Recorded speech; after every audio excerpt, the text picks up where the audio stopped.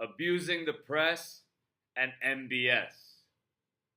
Today we're going to talk about two things. First being Donald Trump's ongoing attacks on journalists and the press, and secondly about Mohammed bin Salman's visit to the White House and the controversy that has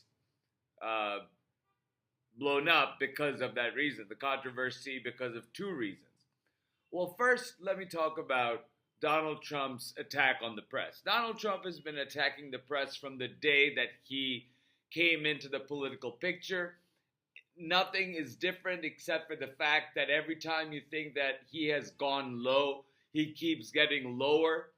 On Air Force One, when asked a question about the Epstein files, he pointed at the reporter and said, "Quiet, quiet, piggy." Like, that would stop somebody, right? That would stop somebody from like thinking logically, because you are dehumanizing a journalist who's asking you a question about which the American public are very interested. But your response is quiet, quiet, piggy. It kind of makes me think that maybe when Donald Trump was a child, that perhaps his parents and people who took care of him told him to be quiet in that way, in that dehumanizing way. Or maybe he's just himself a sociopathic, dehumanizing figure who always banks on, stamping out the little person or bullying somebody who is not in a position of power when he is in a position of power. So the ABC journalist, so later on, while he's meeting with MbS from Saudi Arabia at the Oval Office, ABC journalist asks him about Donald Trump's relationships with the Saudi government, business relationships, and then asks MbS about both Jamal Khashoggi as well as the fact that Saudi people were the ones who rammed the planes into the World Trade Center buildings on 9/11.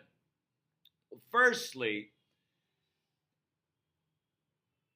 Donald Trump doesn't answer the question about 9/11, but Donald Trump asks the reporter first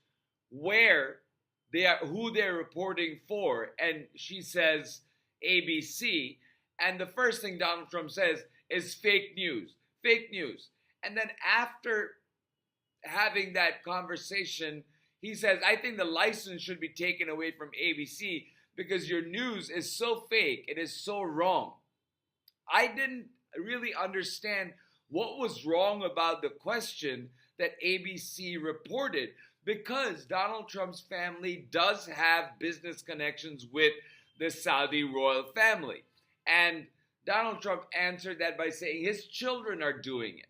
But then he goes further, abusing the press in saying that ABC's license should be pulled, when that's not how licensing is done in the first place. Broadcast license are given to local stations over a period of contract, and that's how that's how the news gets to you. And Donald Trump uses this as an attack on the press any chance he gets.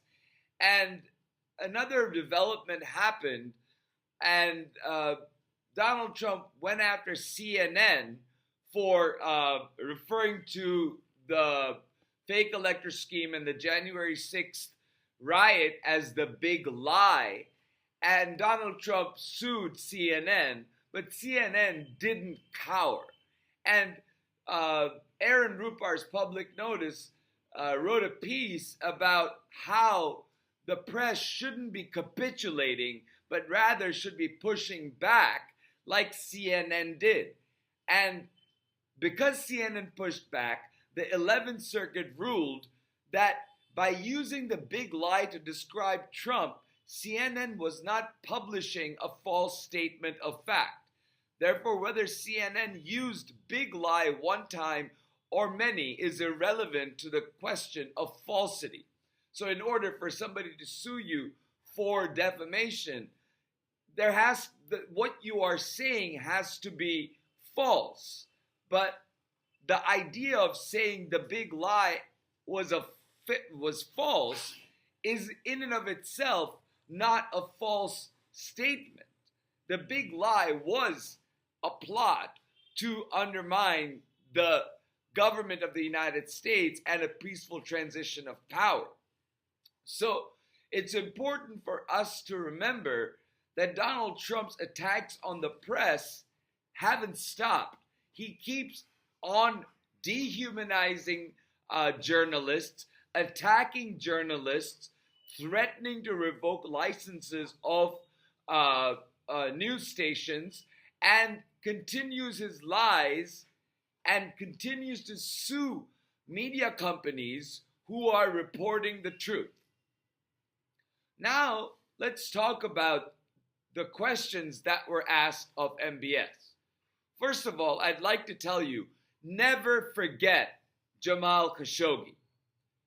After MbS's visit to the White House and the lavish dinner and everything, Jamal Khashoggi's wife was interviewed by Associated Press, and Hanan Khashoggi said, silencing journalists and intimidating them does not suit American values of freedom of speech, democracy, and freedom of press.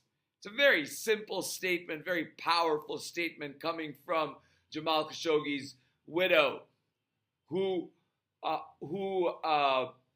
dispels Donald Trump's lies that Jamal Khashoggi wasn't liked. He was very much liked and he was very much professional.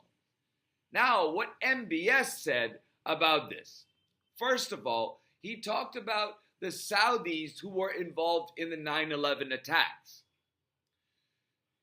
MbS's version of the story is that Osama bin Laden used Saudi people to attack on 9/11 because he wanted to hurt the relationship between Saudi Arabia and the United States. Well, that's never really been part of the Osama bin Laden narrative at all. This is new information coming out. I haven't read any stories. There haven't been any news breaks about the reason why Osama bin Laden used Saudi people to ram planes into the World Trade Centers. We don't know that narrative. But what we do know is that they were Saudis, and the fact that the planes hit the World Trade Centers, thousands died, and America was attacked, our sanctity was breached. And whether it had anything to do with our relationship with Saudi Arabia or not, we don't know. But what we do know is Osama bin Laden is a product of the United States occupation in Afghanistan during the Cold War era against Russia. And then after the Cold War ended, America left a lot of Afghan soldiers who fought on America's behalf out to dry. And that caused a generation of people to come out and be anti-American and say what America says has no value, and essentially started to call America the unfaithful, the infidels.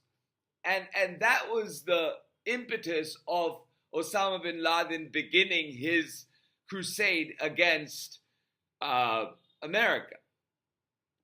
Using Saudi Arabians to destroy the relationship between Saudi Arabia and America may have been one of the reasons, but I don't think that was the primary reason, nor has it been publicized as being the primary reason why Saudis ran planes into the World Trade Center. And the second is about his response to Jamal Khashoggi, where he said that, we have there is a lot of hurt in Saudi Arabia, and we have made reforms, and we have made changes, and it was a huge mistake. What happened was a mistake. Well, American intelligence, with a high level of confidence, said that the order to capture or kill Jamal Khashoggi came from the very top. So the very top either has to be King Salman or Crown Prince Mohammed bin Salman. Whoever it is, it has to be one of those two. And Hanan Khashoggi, Jamal Khashoggi's wife, said that neither was she given a formal apology, and nor was she provided any sort of financial compensation for the death of Khashoggi. So, yeah, MbS, thank you for saying that it was a huge mistake, but you owe your apology to the family of Jamal Khashoggi. You owe compensation to the wife of Jamal Khashoggi. You owe a public, formal apology to the wife and family of Jamal Khashoggi. And until you do that, you really haven't come around and taken responsibility for what you did to this man and to that family. With that said, thank you for listening. Please remember to like, share, and subscribe. It is important that you share these messages and we get the word out and try to dispel any sort of unsubstantiated news while focusing on exactly what is happening before our eyes. Believe your eyes. Don't listen to Donald and not believe your lying eyes. Believe your eyes. Believe what you see. Believe what you hear. And register it and keep it in mind as we go through this time, because it is a very unique time for American history. Thank you so much, everybody. Take care.